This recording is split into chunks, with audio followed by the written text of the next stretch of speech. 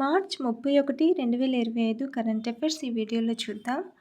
ప్రధానమంత్రి నరేంద్ర మోదీ ప్రైవేట్ కార్యదర్శిగా నిధి తివారీ నియామకం. మార్చ్ 29, 2025న డిఓపిటి ధృవీకరించినట్లుగా ఐఎఫ్ఎస్ అధికారి నిధి తివారీని ప్రధానమంత్రి నరేంద్ర మోదీకి ప్రైవేట్ కార్యదర్శిగా నియమించారు. అనుభవజ్ఞురాలైన దౌత్యవేత్త అయిన ఆమె గతంలో 2022 నుంచి 2025 పిఎంఓలో డిప్యూటీ సెక్రటరీగా పనిచేశారు. ఉన్నత స్థాయి పరిపాలన మరియు దౌత్య వ్యవహారాలను నిర్వహించారు. ప్రపంచ భద్రత మరియు దౌత్య సంబంధాలపై దృష్టి సారించి ఆమె ఎంఈఏ యొక్క నిరాయుధీకరణ మరియు అంతర్జాతీయ భద్రతా వ్యవహారాల విభాగంలో కూడా పనిచేశారు. ఫ్రాన్స్ మార్చ్ 27, 28, 2025న నిర్వహించిన న్యూట్రిషన్ ఫర్ గ్రోత్ కార్యక్రమం ప్రపంచవ్యాప్తంగా పాఠశాల భోజనం యొక్క పోషక నాణ్యతపై ఆందోళనలను హైలైట్ చేసింది. యునెస్కో నివేదిక ప్రకారం 2024లో ప్రాథమిక పాఠశాల విద్యార్థులలో 47% మందికి భోజనం అందగా చాలామందికి తగినంత పోషకాహారం లేకపోవడం వల్ల పిల్లల ఆరోగ్యం మరియు విద్యా పనితీరుపై ప్రభావం చూపింది. ముఖ్యమైన ఫలితాల్లో 27% పాఠశాల భోజనంలో పోషకాహార నిపుణుల ఇన్పుట్ లేకపోవడం, 187 దేశాలలో 93 దేశాలు మాత్రమే పాఠశాల ఆహార చట్టాన్ని కలిగి ఉండటం మరియు 65% ఆహార ప్రమాణాలను నిర్ణయించడం వంటివి ఉన్నాయి. పెరుగుతున్న బాల్య ఊబకాయం మరియు నిరంతర ఆహార అభద్రత గురించి నివేదిక హెచ్చరిస్తుంది. విద్యార్థుల శ్రేయస్సును మెరుగుపరచడానికి అల్ట్రా ప్రాసెస్డ్ భోజనం కంటే తాజా, స్థానికంగా లభించే ఆహారానికి ప్రాధాన్యత ఇవ్వాలని ప్రభుత్వాలను కోరుతోంది. అధ్యక్షురాలు ద్రౌపది ముర్ము న్యూఢిల్లీలో మార్చ్ 29, 2025 పర్యావరణ 2025పై జాతీయ సదస్సును ప్రారంభించారు. పర్యావరణ పరిరక్షణను రోజువారీ బాధ్యతగా నొక్కి చెబుతూ భవిష్యత్తు తరాలకు స్థిరత్వం కోసం ప్రయత్నాలను కోరారు. నేషనల్ గ్రీన్ ట్రిబ్యునల్ నిర్వహించిన ఈ కార్యక్రమంలో పర్యావరణ సవాళ్లు, ఉత్తమ పద్ధతులు మరియు విధాన సహకారాలను చర్చించారు. హరిత కార్యక్రమాలకు భారతదేశం యొక్క నిబద్ధత, జాతీయంగా నిర్ణయించబడిన సహకారాలను షెడ్యూల్ కంటే ముందే చేరుకోవడంలో దాని విజయం మరియు పర్యావరణ పాలనలో ఎన్జీటీ పాత్రను రాష్ట్రపతి హైలైట్ చేశారు. 2047 నాటికి ప్రపంచ హరిత నాయకత్వం మరియు స్థిరమైన అభివృద్ధిని సాధించాలనే భారతదేశం యొక్క లక్ష్యాన్ని ఆమె పునరుద్ఘాటించారు. భారతదేశం యొక్క లాజిస్టిక్స్ సామర్థ్యాన్ని పెంచడానికి మరియు ఖర్చులను తగ్గించడానికి ఏడీబీ నిధులతో కూడిన స్మైల్ కార్యక్రమం. భారతదేశ లాజిస్టిక్స్ మౌలిక సదుపాయాలను మెరుగుపరచడానికి, ఖర్చులను తగ్గించడానికి మరియు సామర్థ్యాన్ని మెరుగుపరచడానికి ఆసియా అభివృద్ధి బ్యాంకు స్ట్రెంథనింగ్ మల్టీ మోడల్ మరియు ఇంటిగ్రేటెడ్ లాజిస్టిక్స్ ఎకోసిస్టమ్ స్మైల్ కార్యక్రమానికి నిధులు సమకూర్చింది. నేషనల్ లాజిస్టిక్ పాలసీ మరియు పీఎం గతిశక్తికి మద్దతు ఇస్తూ స్మైల్ మల్టీ మోడల్ రవాణా, గిడ్డంగి ప్రామాణీకరణ మరియు డిజిటల్ ట్రేడ్ లాజిస్టిక్లను ప్రోత్సహిస్తుంది. సరఫరా గొలుసులను ఆప్టిమైజ్ చేయడం ద్వారా ఈ కార్యక్రమం ప్రపంచ వాణిజ్య పోటీతత్వాన్ని పెంచడం మరియు భారతదేశాన్ని తయారీ మరియు లాజిస్టిక్ హబ్గా ఉంచడం లక్ష్యంగా పెట్టుకుంది. సాగరమాల కార్యక్రమం అమలు చేసి 10 సంవత్సరాలు పూర్తి చేసుకుంది. 2015 మార్చిలో ఓడరేవులు, షిప్పింగ్ మరియు జల మార్గాల మంత్రిత్వ శాఖ ప్రారంభించిన సాగర్మాల కార్యక్రమం పోర్ట్ ఆధునీకరణ, మెరుగైన కనెక్టివిటీ, పారిశ్రామిక వృద్ధి మరియు తీర ప్రాంత షిప్పింగ్ ద్వారా భారతదేశ సముద్ర రంగాన్ని మార్చడం లక్ష్యంగా పెట్టుకుంది. మారిటైమ్ అమృత్ కాల్ విజన్ 2047 యొక్క కీలక స్తంభంగా ఇది ఆర్థిక విస్తరణ, స్థిరత్వం మరియు ఆవిష్కరణలకు మద్దతు ఇస్తుంది.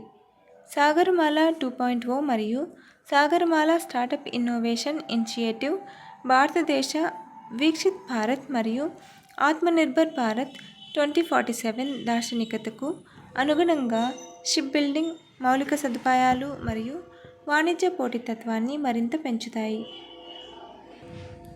మైక్రోసాఫ్ట్ 50 సంవత్సరాల వేడుకలు, కంప్యూటింగ్ యొక్క వారసత్వం మరియు ఏఐ యొక్క భవిష్యత్తు.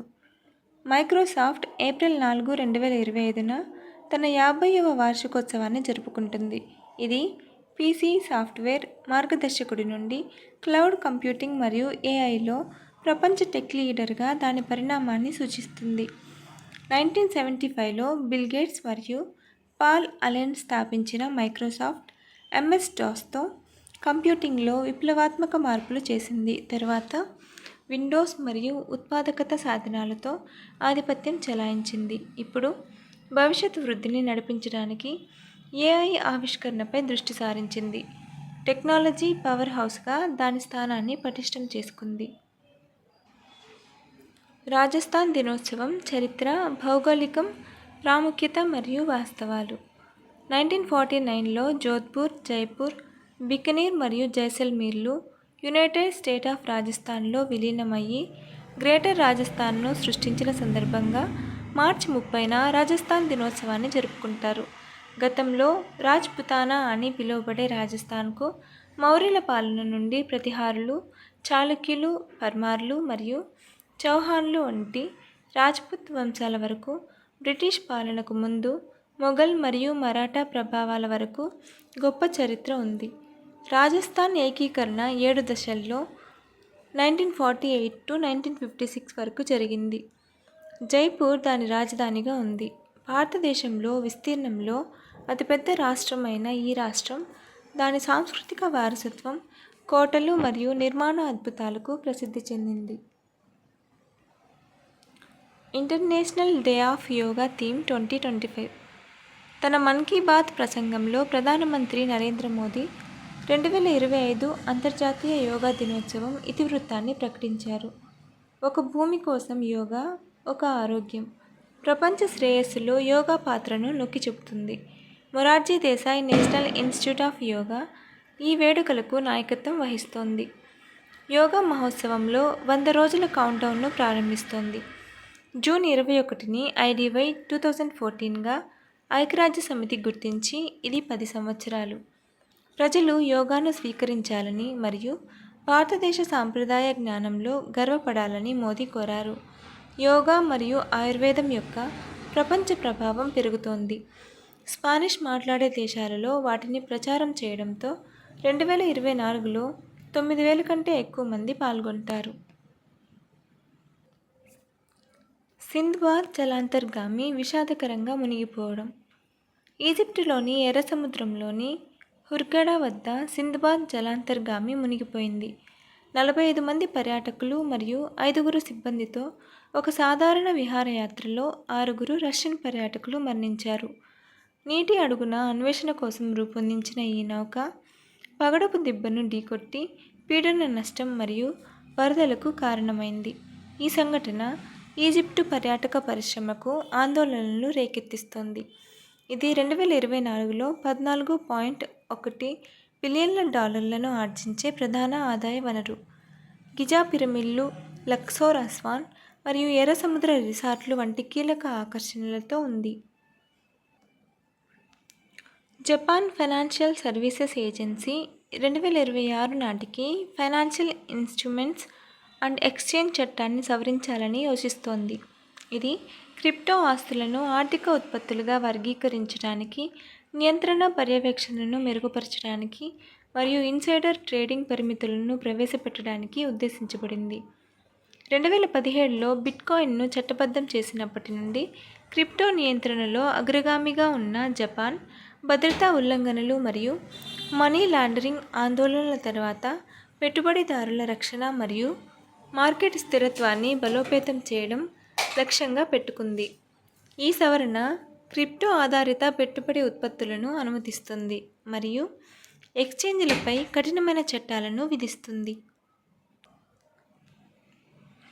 పంజాబ్ ప్రభుత్వం ముఖ్యమంత్రి భగవంత్ సింగ్ మాన్ నేతృత్వంలో పర్యాటకం మరియు వన్యప్రాణుల సంరక్షణను పెంచడానికి కీలక కార్యక్రమాలను ప్రారంభించింది. నంగల్ను 10 కోట్ల ప్రారంభ బడ్జెట్తో ప్రధాన పర్యాటక కేంద్రంగా అభివృద్ధి చేయనున్నారు. శ్రీ ఆనందపూర్ సాహిబ్లోని ఝుజ్జర్ బచౌలీ వన్యప్రాణుల అభయారణ్యం పంజాబ్లో మొట్టమొదటి చిరుతపులి సఫారీగా మారుతుంది.